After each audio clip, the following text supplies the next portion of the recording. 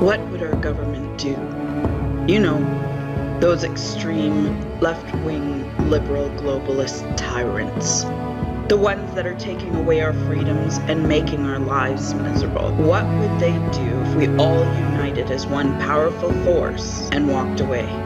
Yep, if we literally walked away and left everything behind. What if we decided to form our own new country and a new government and our own currency? What if we all decided to become jobless, homeless, and penniless all at once? I think it would be the most powerful form of protest and a way to be truly free again. Not only are there people wanting to fight back against corruption and the liberal globalists in the province of Alberta, but if you look around, there are good Canadians all across Canada that want the same thing. And if you've noticed, the world has divided into two. How do we unite all good conservative nationalists around the world that all want freedom from the tyranny and slavery of globalism? You just have to look to the Catalonia fight in Spain, the fight for independence and the separatist movement. That has gone on for over 100 years.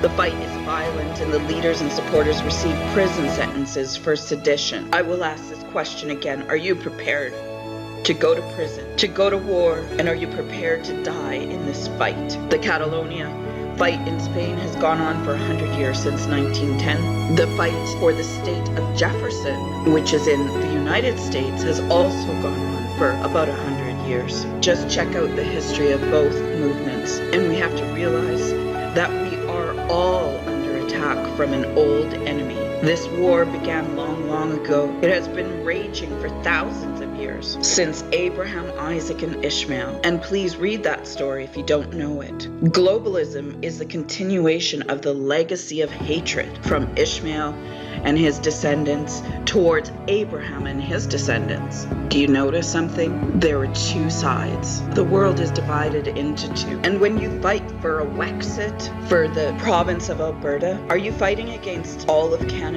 Against all good Canadians that want the exact same things that you do? We all want freedom, prosperity, and a good future for our children and grandchildren. But that's what Trudeau wants. He wants us fighting against each other. I've noticed that the Wexiters can't even get on the same page. Many of them have different ideas of how to move forward in this fight. And the fact that none of you are on the same page proves that you're not ready. And if you thought how you're going to get Fort McMurray back, that's been claimed by Islamists and globalists. Do you really think that those people will give it up? Do you think they're going to give up the oil and resources? And do you think that Trudeau plays fair?